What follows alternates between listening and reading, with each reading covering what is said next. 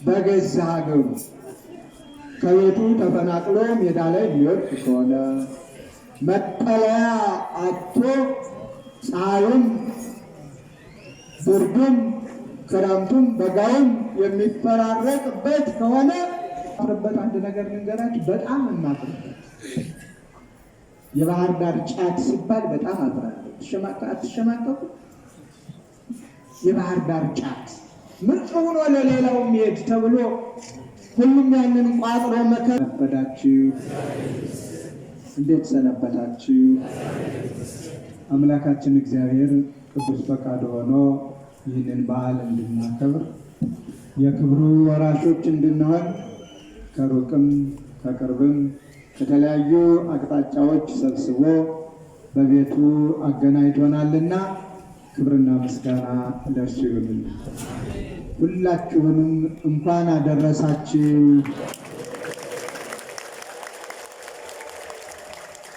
እንኳን አደረሳችሁ። አሁንም እንኳን አደረሳችሁ። ሊቀ መላእክት ቅዱስ ገብርኤል የምስራች አብሳሪው በችግር ደራሹ እንደ ዛሬ ሁሉ በረድኤቱ ጠብቆ ለሚመጣው ዓመት እንዲያደርሳችሁ እንዲያደርሰንም ቅዱስ ፈቃዱ ይሆንልን።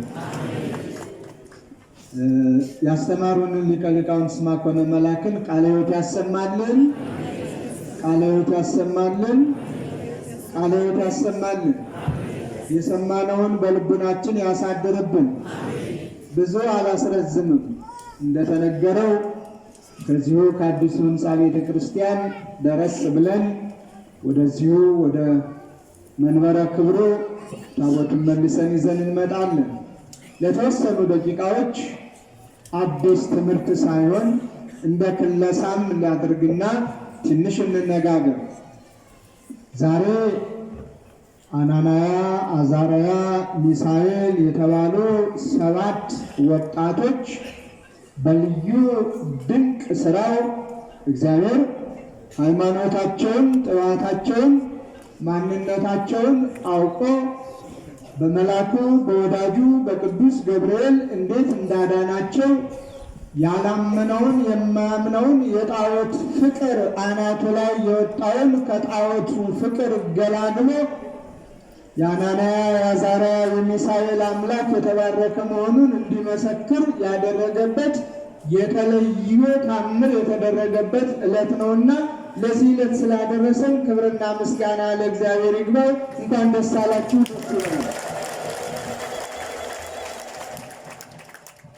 አናንያ፣ አዛርያ፣ ሚሳኤል የተናገሩትን ቅድም ሊቀ ሊቃውንት ነግረውናል።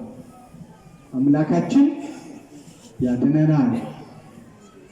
ባያድነንም እንኳ አንተ ላቆምከው ምስል አንሰግድም የሚለውን ርዕስ አድርገው አስተምረውናል። ከአናንያ፣ ከአዛርያ፣ ከሚሳኤል ምን እንማር ነው የኔ ጥያቄ። ከአናንያ፣ ከአዛርያ፣ ከሚሳኤል ምን እንማር? አናንያ፣ አዛርያ፣ ሚሳኤል እድገታቸው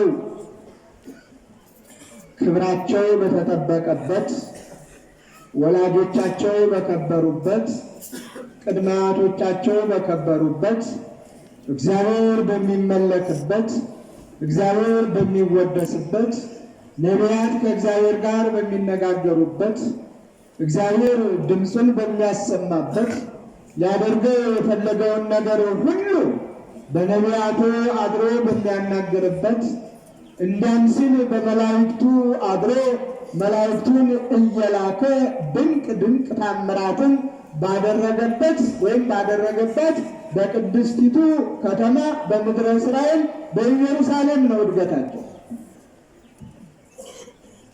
እግዚአብሔርና ሰዎች ተስማምተው በሚኖሩባት፣ ሁሉም እግዚአብሔርን በሚያመልክባት አገር ነው።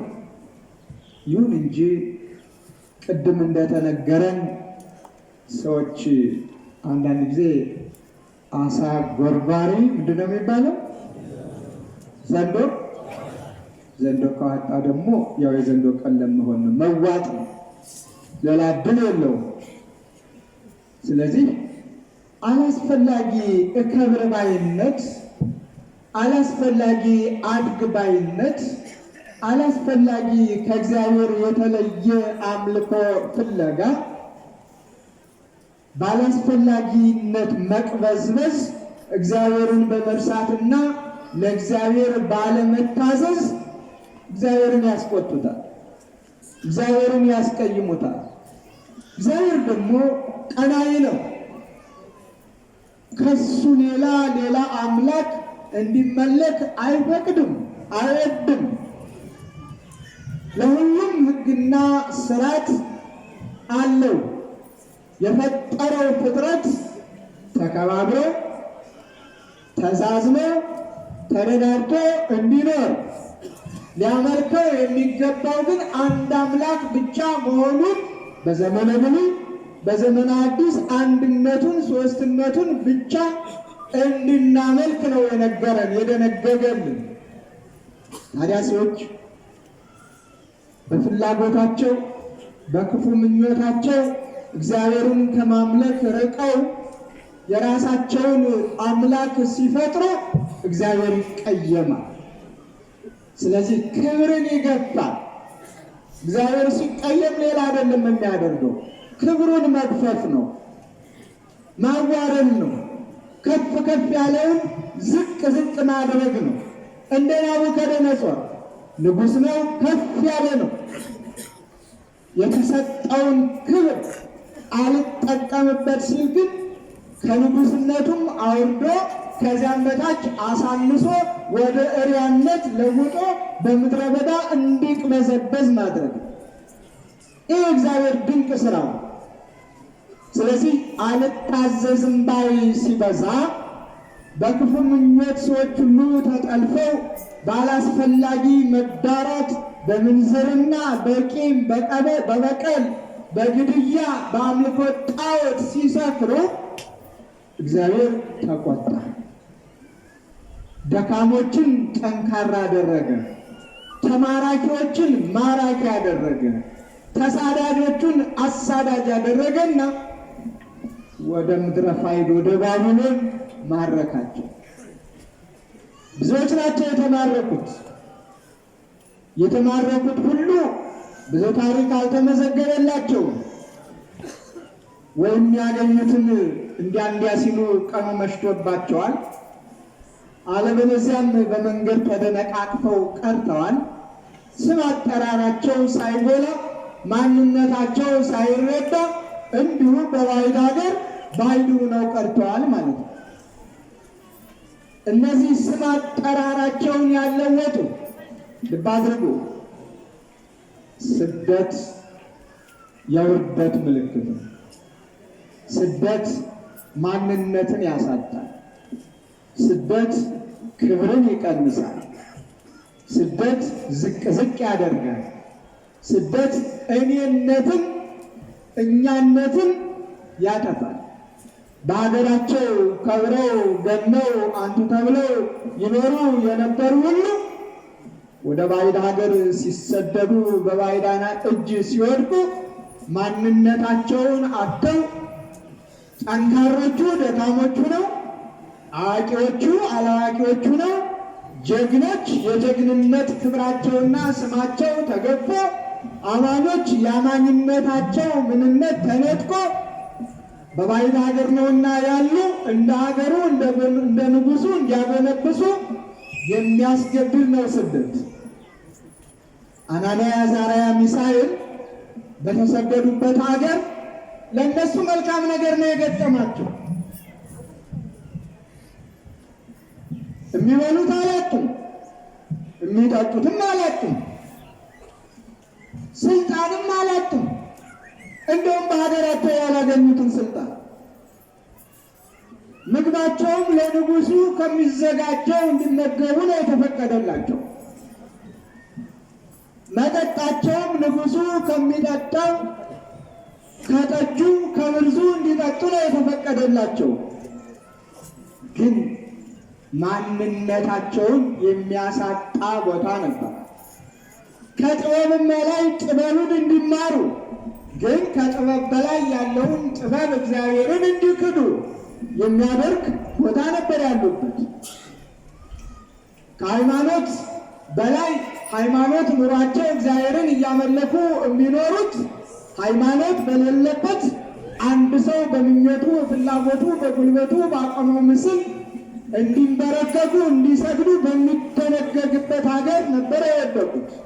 ይህ ሁሉ ክብራቸውን አሳጥቷቸዋል። ስደት ነው እንግዲህ።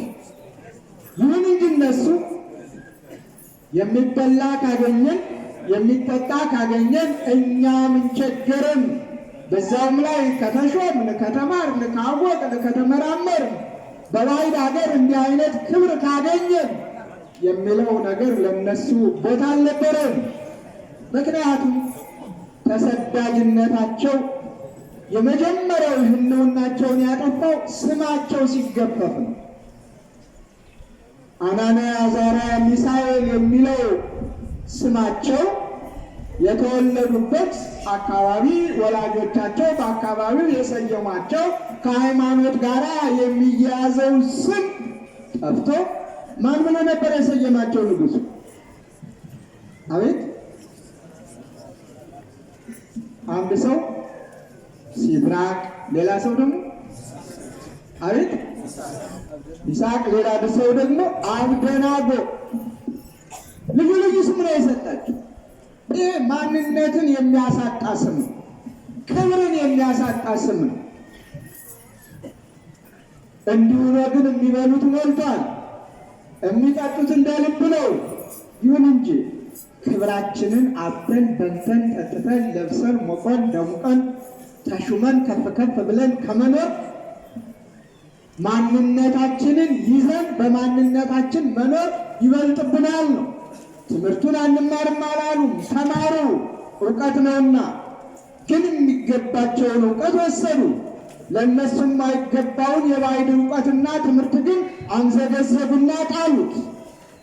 የሚማሩት ሁሉ ጠቃሚ አለመሆኑን መመርመር ግድ ይላል። በትምህርት ዓለም ውስጥ ስንፍና የስንፍና ትምህርት አለ። እግዚአብሔር የለም የሚል ትምህርት ቢኖር ስንፍና ነው። ግደል የሚል ትምህርት ቢኖር ስንፍና ነው። ስረቅ የሚል ትምህርት ቢኖር ስንፍና ነው። አመንዝር የሚል ትምህርት ቢኖር ስንፍና ነው። ቀማ ታገል የሚል ትምህርት ቢኖር ስንፍና ነው። ስለ ሀገር ክብር የሚደረግ ሌላ ነው። ስለ ወንጀል የሚደረገው ትምህርት ሌላ ነው። በእያንዳንዱ ነገር። ስለዚህ እነዚህ ሶስት ወጣቶች እውቀትን እንደ እውቀት ወሰዱ። የሚገባቸውን ተጠቀሙበት፣ የማይገባቸውን ግን በሩቁ አውቆ አስቀመጡት። እንደ ምግብ ግን አንመገብም። ይሄን ኃላፊው የነሱ መጋቢ እንዳይተቁሩ እንዳይከሱ አደራ የተባለው ግን በብዙ ጭንቀት እባካችሁ የንጉሡን ትእዛዝ ሰምታችኋል፣ ጠቁራችሁ ከስታችሁ ጠውልጋችሁ ቢያይ ንጉሡ እኔ ነኝ የምቀጣ ተዋላቸው። ግድ የለም ብቻ ጥሬ ትንሽ ጥሬ እየሰጠ ተመልከተን ከሌሎች ጋር ነው ያሉት። ምክንያቱም የእግዚአብሔርን ክብር አጥተው እግዚአብሔር የሰጣቸውን ክብር አምዘግዝገው ንጉሡ ባዘጋጀላቸው ምግብ ፊታቸው ቀልቶ ደረታቸው ሰፍቶ ሆዳቸው ሞልቶ ከመኖር ይልቅ በእግዚአብሔር ፈቃድ በሃይማኖት ተሞሽረው እግዚአብሔርን አመስግነው አስመስግነው መኖርን ምርጫ ስላደረጉ አልተቀበሉትም። በእርግጥም ጋባዣቸውም አየ። እንዳሉትም በምግብ አልከሱም፣ አልጠቆሩም። ጥሬ ቆርጥመው እፍኝ ውሃ ጠጥተው የተዘጋጀውን ምግብ ሁሉ እምቢ ብለው ከበሉት ከጠጡት ከቀለብተኞቹ ይልቅ የተሻለ ወዝና ቁመና ቅርጽና ሕይወት ነበራቸው። በውስጥም በውጭም። ውስጥ ደስተኛ ካልሆነ በውጭ ያለው ሕይወታችን ቅባት የተባለውን ሁሉ ሰዎች ቢቀቡ፣ ወዝ የተባለውን ሁሉ ሰዎች ቢያወሱ ከንቱ ነው። ውስጥ ደስተኛ ሲሆን ውጭም ደስተኛ ይሆናል። ያን የሆነላቸው እምነታቸው። በዚህ ሰይጣን ቀና፣ በዚህ ሰይጣን አፈረ። ሰይጣን ደግሞ ማደሪያ አለው። ቀጥታ ሰይጣን ነኝ ብሎ ሰውን አሳስቶ ሰውን ጠልፎ ሰውን የጣለበት ጊዜ የለም። በማደሪያው እያደረ እያነሳሳ ብዙዎችን ይጥላል፣ ብዙዎችን የውድቀት መሳሪያ ያደርጋቸዋል። ስለዚህ ቅድም እንደተነገረን ናቡከደነጾር የራሱን ራእይ የራሱን ህልም አየ። ያየውን ለማድረግ ወደኋላ አላለም። ቅድም ተነግሮናል። ክለሳ አልገባም እሱ ከዚህ በኋላ ነበር በህልሙ ያየውን ሁሉን ነገር ካጠናቀቀ በኋላ በምድሪቱ በግዛቱ ያሉ ወገኖች በሙሉ ልክ አሁን እኛ እንደተሰበሰብን ተሰበሰቡ። እጅግ ረጅም የሆነ ጣዖት አቁሟል። በልዩ ግንባታ ገንብቶ ያውም ከወርቅ ስፋቱን ቁመቱን 60 ልብ አድርጎ ይህንን ካደረገ በኋላ እምቢልታው፣ ዋሽንቱ፣ መሰንቆው፣ ክራሩ፣ በገናው ሲደረደርና ሲመታ ሁሉም ለዚያ ጣዖት የማይንበረከክ የማይሰግድ የሚቀጣ መሆኑን ታወጀ። ምሕረት የሌለው አዋጅ በግዳጅ እኔ ያመለኩትን ካላመለካችሁ፣ እኔ ላቆምኩት ምስል ካልሰገዳችሁ ትሞታላችሁ የሚል አዋጅ። የሙዚቃ መሳሪያዎችን ደርዳሪዎቹ እየደረደሩ ዘፋኞቹ እየዘፈኑ ኃያላኑም ድኩማኑም ባለጸጎቹም ድሆችም ትንሾቹም ትልቆቹም እገሌ ወገሌ ሳይባል ለዚያ ጣዖት ሁሉም ተንበረከከ። ከነዚህ ከሶስቱ ጀግኖች በስተቀር እነሱ ዝቅ አለ። ሁሉም ሲሰግድ ሲንበረከክ ሲወድቅ ሲነሳ ባሉበት ቀጥ ብለው ቆመዋል። ይህንን ያዩ የሰይጣን ማደሪያዎች ንጉሥ ሆይ አንተ ከፍ ከፍ ያደረካቸው፣ አንተ ባለሟሎች ያደረካቸው፣ አንተ በአውራጃዎች የሾምካቸው አንተ ላቆምከው ምስል አልሰገዱም፣ አልተንበረከኩም፣ ትእዛዝህን አፍርሰዋል፣ ቃልህን አቃለዋል፣ ሕግህን አላከበሩም። ምን ትላለህ ያሉት በቁጣ ኃይል ተሞልቶ ባለው በንግስናው ግርማውን ተጎናጽፎ መንፈሳዊ ግርማ ያይደለ ሰይጣናዊ ግርማ፣ መንፈሳዊ ቁጣ ያይደለ ሰይጣናዊ ቁጣ። ለምንድነው ያልቆማችሁ ያልሰገዳችሁ? እኔ አልኩት ለምንድነው ያልተንበረከካችሁ? ጥያቄ ነው። በዚህ ጊዜ ነበር ንጉሥ ሆይ አንተ ላቆምከው ምስል አንሰግድም፣ አምላካችን ያድነናል። አያችሁ ደስ ሲል ከነዚህ ከሶስት ወጣቶች ይህንን ነው መማር ያለብን። አምላካቸውን ተጠራጥረውት አይደለም፣ አዳኝነቱን አላምን ብለው አይደለም። እስከ መጨረሻው ድረስ ንጉሡ ተስፋ መቁረጥ ነበረበት። ቅድም እንደነገሩ ሊቀ ሊቃውንቱ ቁርጥ ሀሳባቸውን ቁርጥ ውሳኔያቸውን ምንም ይባል ምን እሱ ላቆመው ምስል የማይሰግዱ መሆኑን እግዚአብሔር ባያድነንም እንኳን በዚህ በምድራዊው ዓለም በአንተ ፊት ከዚህ አንተ ካዘጋጀው መግደያ እሳት ባያድነንም እንኳን በመንግስቱ የመንግስቱ ወራሾች ሁነን እሱን እያመለክን እንደ መላእክቱ መላእክቱን መስለን የምንኖርበት ዓለም ስላለ፣ ስለዚህ ስለ ምድራዊ ዓለም፣ ስለ ጊዜያዊ ዓለም፣ ስለ ኃላፊው ዓለም አንተም ኃላፊ በሆንክበት ግዛትህ ለጊዜው በሆነበት ምንም ቦታ የለንም ነው። አዎ በቁጣ ስለነበረ ወረወራቸው። ባድነንም እንኳ ብለው ነበር። አዳናቸው አላዳናቸውም? እግዚአብሔር አድኗቸዋል። ደስ ይበላችሁ እናንተን ከመከራ አድኗቸው። የሚገርመው እነሱ ብቻ እኮ አይደለም የዳኑት። ናቡከደነጾርንም እኮ አዋጁን በአዋጅ እንዲሽር አድርጎታል። አዋጁን በአዋጅ ልብ አድርጎ የመጀመሪያው አዋጅ ለጣዖት ያልሰገደ ይሙት በቃ ፈርዷል። ቤቱ ይቃጠል፣ ይበርበር፣ ይመዝበር ብሎ አውጆ ነበር። አሁን ደግሞ መንግስቱ ዘላለም ወምኩናኑ ለትውልደ ትውልድ ግዛቱ ለልጅ ልጅ ነው ብሎ የእግዚአብሔርን ዘላለማዊ ንጉስነት ዘላለማዊ ገዥነት አምኖ አውጆ የትኛውም ወገን በሙሉ ከዳር እስከ ዳር በአናንያ በአዛርያ በሚሳኤል በዳንኤል አምላክ እንዲመካና የዳንኤልን የአናንያ አዛርያ ሚሳኤልን አምላክ እንዲያመልክ አዋጁን በአዋጅም የሻረበት ነውና እግዚአብሔር የተመሰገነ ይሁን። ታሪኩ ባጭሩ ቅድም ተምረነዋል። አሁንም ከልሼላችሁ ከአናንያ ከአዛርያ ከሚሳኤል ምን ተማር?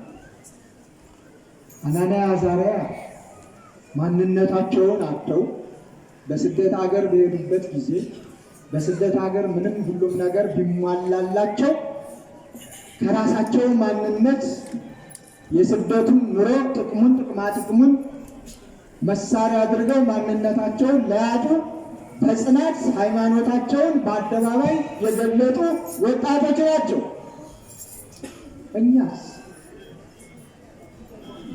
እኛ ደግሞ መላው ጠፍቶን እንደውም በገዛ ሀገራችንም ስደተኞች ሆነናል። አይደል?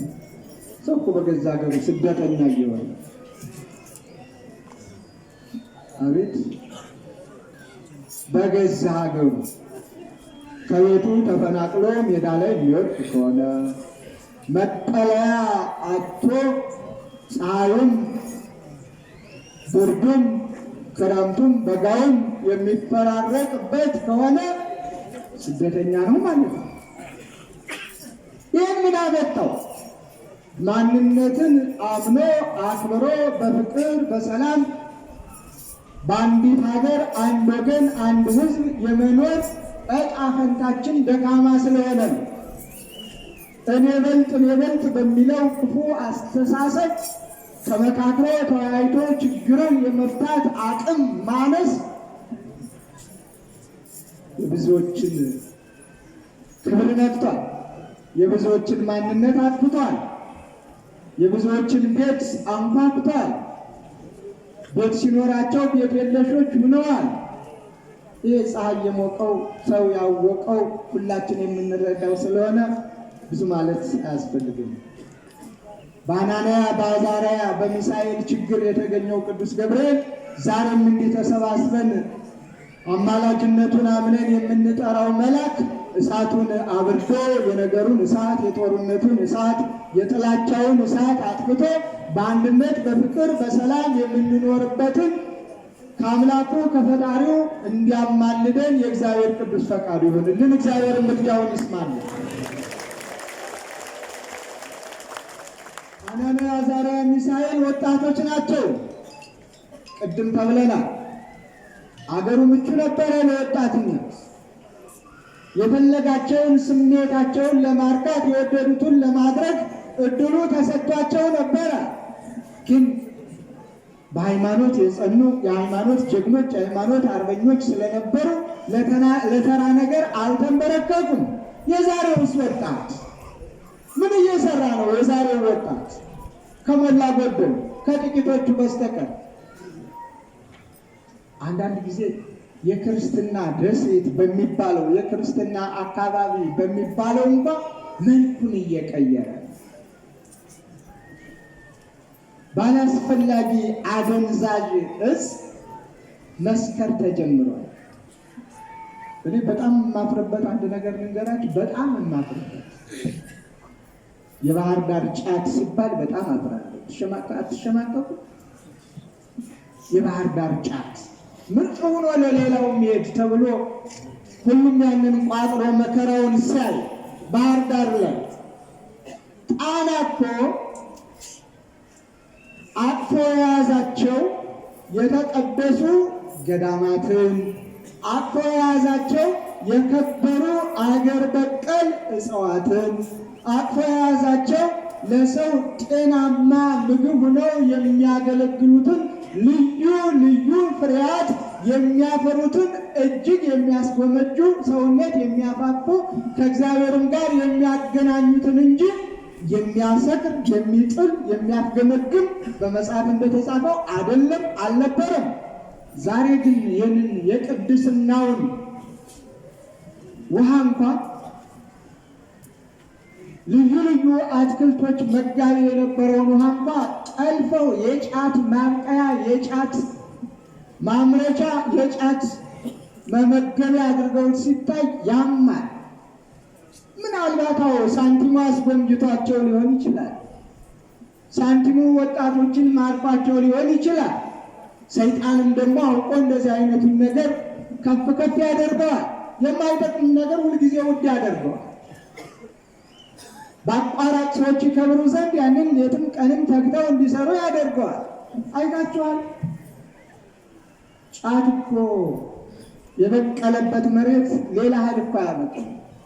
እስኪ ተክላችሁ ነቅላችሁ ያምትከሉትን መሬት ጫት ያየው ውሃ እኳ መልሶ እኮ እሱም አይገኝም ከጊዜ በኋላ። አንድ ጊዜ አላያችሁም? አለማያ ባህሩ እንዳልሆነ ሆኖ ጠፍቶ ሁሉም በጫት ተከቦ ነበር፣ ደርቆ ነበር። ለጣና የሚያሰገው እርግጠኛ ሆኜ ነው የምነግራችሁ።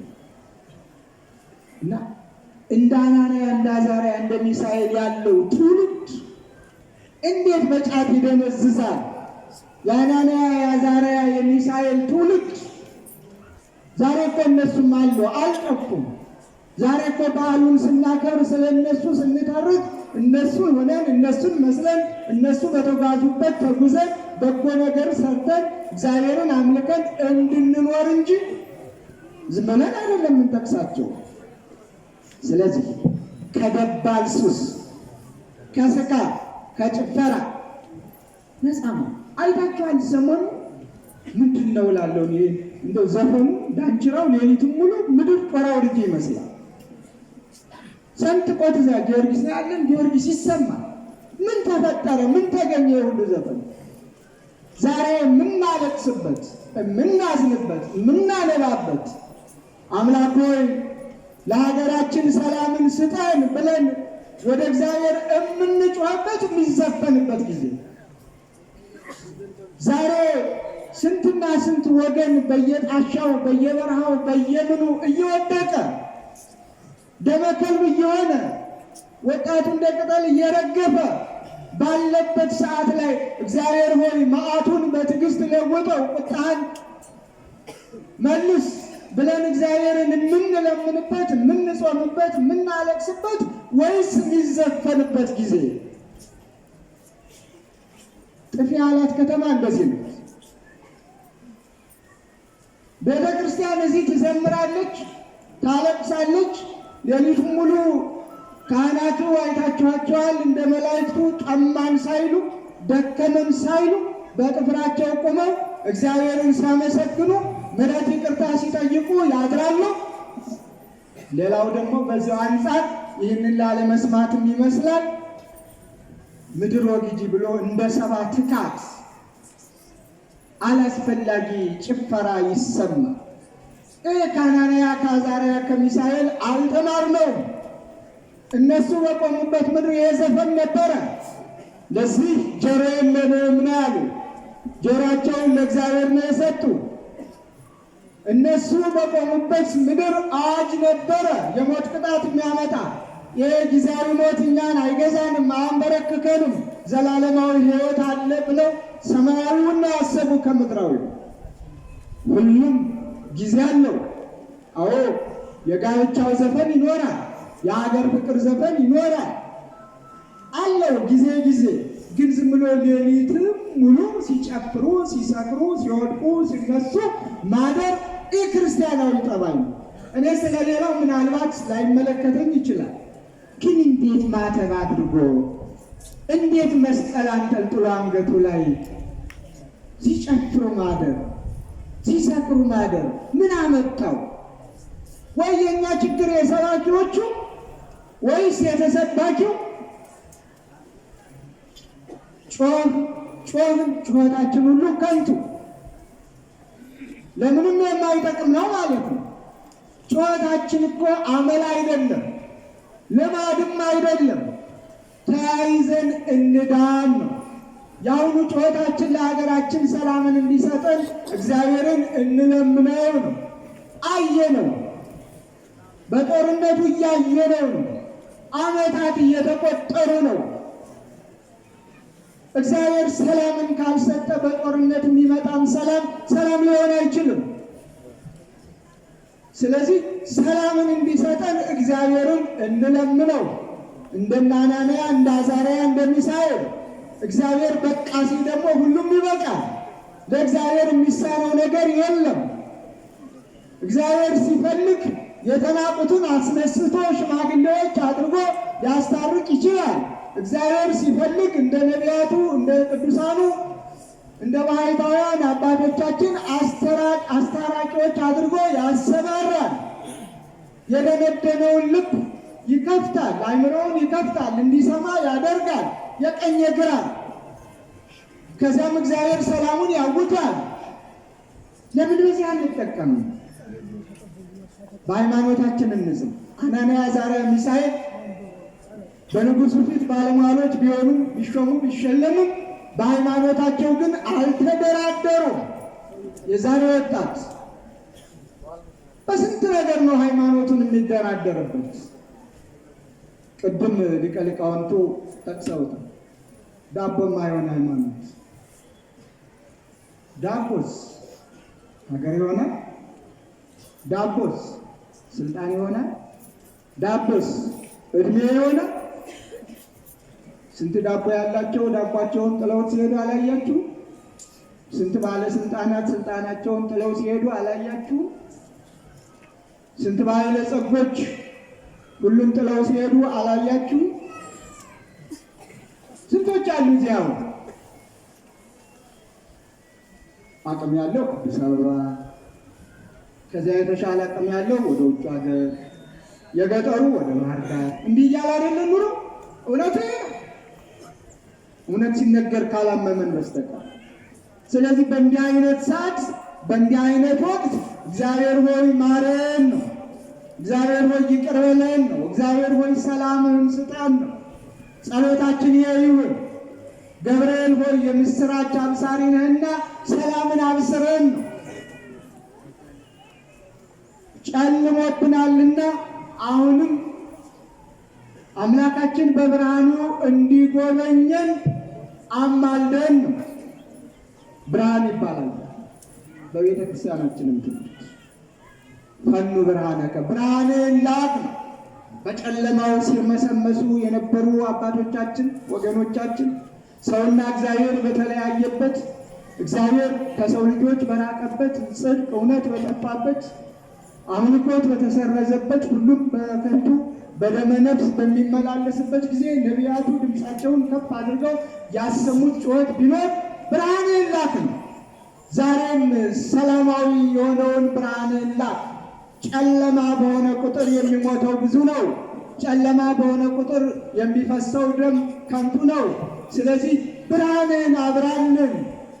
አንተ ካበራህልን፣ አንተ በቅዱሳን መላእክትህ በእነ ቅዱስ ገብርኤል ከጠበቅከን ሁሉም ሰላም ይሆናል ብለን እንለምነው። ከአናንያ ከአዛርያ ከሚሳኤል ይህንን እንምር። ተራኪዎች ብቻ መሆናችን ትርጉም የለውም። ስለዚህ የአናንያ የአዛርያ የሚሳኤል አምላክ ሁላችንንም ይቅር ይበለን። እስከ መጨረሻ ሕቅታ ድረስ በምግባር በሃይማኖት ያጽና። የመጨረሻ መልእክቴ ወገኖች፣ ረሃብ ክፉ ነው። በራስ ፈቃድ ካልሆነ በስተቀር የለኝም ብሎ አንድ ቀን እንኳን መዋል ይከብዳል። ሳይኑ አለኝ ብሎ መጾም ቀላል ነው። አለኝ ብሎ ማክፈል ቀላል ነው። የሚበላ የለኝም፣ የሚጠጣ የለኝም የሚል መንፈስ አእምሮ ላይ ሲኖር ግን ሁለመናው ረሃብ ነው። ስለዚህ ጎረቤት ለጎረቤት ተያዩ፣ ተመለካከቱ። ምንም ይልሱት ይቀምሱት የሌላቸውን ጎረቤቶቻችሁን ጎብኙ። ይልቁንም አሁን ልደት መጥቷል። የልደት ብቻ እንመግባቸው እያልኩ አይደለም። በበዓሉ ማዝነው እንዳይውሉ የሁላችን ደስታ የተወለደበት፣ የሁላችን ሰላም የተወለደበት፣ ሰውና እግዚአብሔር የተገናኙበት፣ እረኞች ከመላእክት ጋር ያመሰገኑበትን በዓል ስናከብር ጎረቤት ከጎረቤት አንድ ላይ ደስ ብሎን እንድናከብር መረዳዳትን አትርሱ። 2፣ 3፣ 4 ልብሶች ያሉን ማካፈልን አንርሳ። ለየሚሆኑ ወጣቱ ለወጣቷ፣ አረጋውያን ሽማግሌዎች ለሽማግሌዎቹ፣ ባልቴቶች ለባልቴቶቹ፣ ካህናቱም ለካህናት፣ ሻል ያለው ካህን ትንሽ ደከም ላለው ካህን፣ መነኮሳቱም ለመነኮሳት፣ ሁላችንም ተረዳርተን ተዛዝነን እስከ ኖርን ድረስ የእግዚአብሔር ነው። አለበለዚያ በዓል ላይ ሲደርስ ብቻ እንዲህ ሞቅ ብሎን ደመቅ አድርገን በዓል አክብረን ደስ ይል ነበረ ብሎ መለያየቱ ትርጉም አልባ ነው የሚሆኑ። ትርጉሙ የእግዚአብሔርን ቃል በተግባር ስንፈጽመው ብቻ ነውና እግዚአብሔር የተግባር ሰዎች አድርገን እስከ መጨረሻው ምቅታ ድረስ በሃይማኖት ያጽናል። የሰላም አምላክ ለሀገራችን ለኢትዮጵያ ሰላሙን፣ ፍቅሩን፣ አንድነቱን ይስጥልን። በቃ ይበል። መከራውን፣ ፈተናውን፣ ደዌውን፣ በሽታውን ሁሉ ከሀገራችንና ከልጆቿ ያርቅልን። በአንድነት በሰላም በፍቅር ተዛዝነን ተባብረን ተከባብረን የምንኖርበትን እግዚአብሔር ይርዳን። ሁላችሁም